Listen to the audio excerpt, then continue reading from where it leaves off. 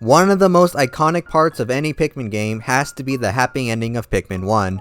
After collecting all the ship parts, Olimar leaves the planet, and as he does, dozens of onions come up to see him off, all of which being for colors of Pikmin that we haven't seen in that game. But interestingly, they do correspond to types we've seen later. We see purple onions, a black and pink onion, and a cyan and a green onion. But there is one onion that is for a Pikmin type that we haven't seen yet. The orange onion for an unseen Orange Pikmin. So it makes you wonder, as the last big color of Pikmin we haven't seen yet, what would an orange one even be like? What would its main trait be? What would it be immune to? What would it even look like?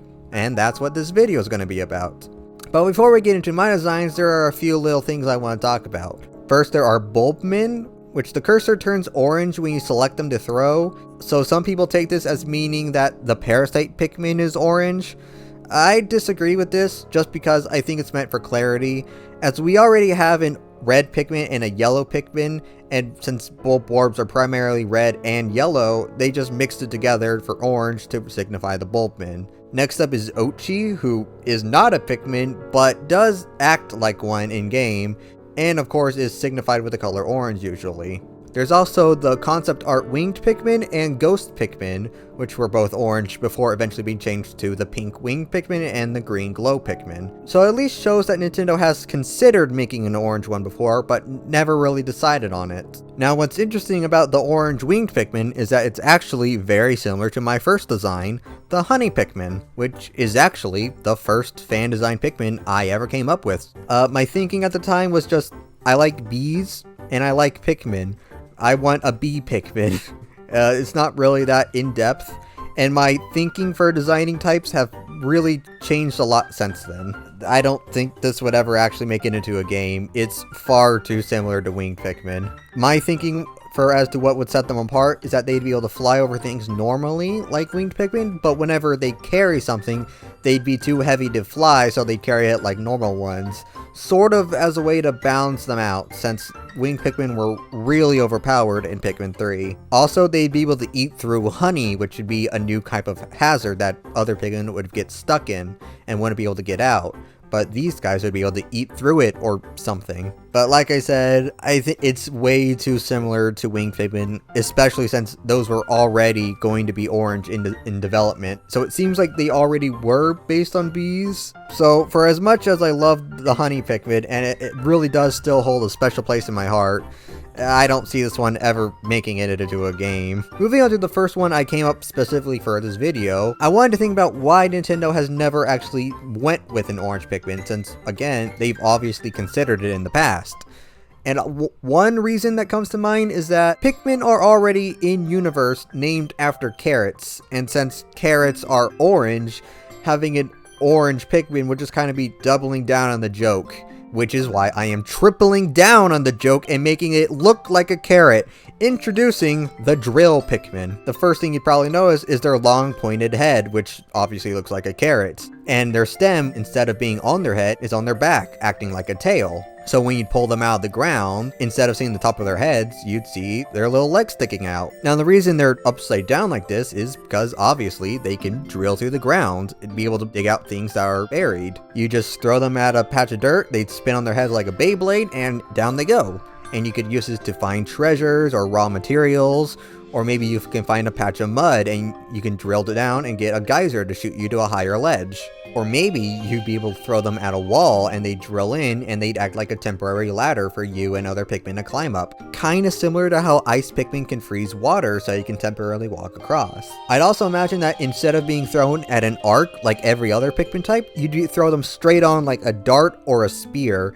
So you'd be able to throw them straight and very fast, which could be good for attacking quick enemies or getting over long gaps. Pikmin 4 also introduced a new mud hazard that every type including blue Pikmin drown in, so maybe they'd be able to drill through it just fine. After all, one of the new mud enemies is orange, so the connection is there. Orange is a very earthy color, and it sticks out much better than a brown Pikmin would. So if we do get an orange Pikmin, I do assume it'd have some sort of connection to the ground.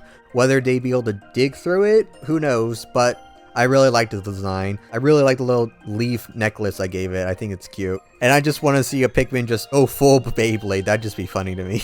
The next design is another design that I came up with in the past, but reimagined for this one, and that's the Web Pikmin, or Spider Pikmin, Arachnid Pikmin. I don't have a good name for this one. It'd be able to walk across very thin threads that other Pikmin wouldn't be able to. They'd be able to walk up walls or ceilings and get to places others couldn't. Maybe you could throw one at a ledge and they put down a rope for you to swing across or climb up. And since they are good at sticking to walls and stuff, maybe whenever you throw them at enemies, they'd stick on and be harder to shake off. Or you could go more into the web direction and they could be able to build bridges or ramps out of thread. And that'd be another use for raw materials. You could turn it into yarn for them to sew into something you could use. Maybe they could build nets to trap enemies or take down nets to free Pikmin.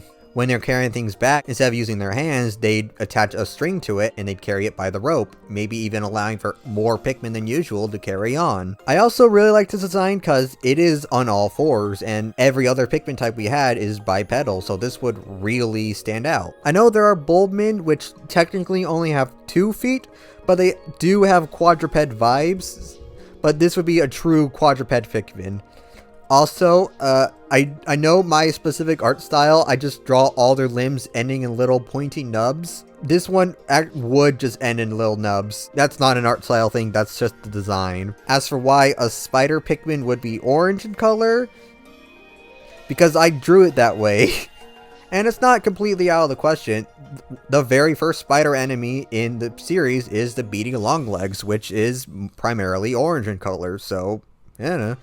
I also really like the idea of a Pikmin with multiple eyes. I think that's a really cute thing that really sets it apart from all the other Pikmin. Now, the last Pikmin design isn't a standard type. I think it'd be more like Glow Pikmin, a temporary type you only get in certain modes. Actually, I think it'd be perfect fit for night mode. Imagine the scenario. You cleared out all the night mode missions of a certain area, but after you do, you unlock an additional boss mode. You enter in, and instead of getting a swarm of Glow Pikmin, you get one massive Titan Pikmin. A giant Pikmin that you'd control like a giant robot mech. You'd be able to punch Bulborbs, throw Blowhogs, run through anything you want. Like I said, these would be like for very specific boss mode levels. I wouldn't imagine they'd be hard. It would just more so just be fun. You on one giant Pikmin fighting swarms of enemies back to back. Kind of an inverse of the typical gameplay, where now you're the one on top. I'd imagine these levels would play somewhere in the middle between Dynasty Warriors, Monster Hunter, and Devil May Cry, but much less in depth. I just think it'd make for a really fun gimmick and a great addition to night mode in future games. And that's the last design for today. I really wanted to make another one, but honestly I just couldn't think of a good design that I really liked. So out of all these designs, tell me which one's your favorite. No one asked why the audio quality is different. I definitely didn't forget to record this part earlier. I went through a lot of concept art with this, and of course, my time has kind of been taken up by Pikmin 4. I promise I'll try to be more consistent, and I'll work more on the sound editing. I'm sorry about the last video. Trust me, that was the better sounding version. I don't know how to end videos. Go buy a second copy of Pikmin 4, or else the Titan Pikmin will kick you in the shins.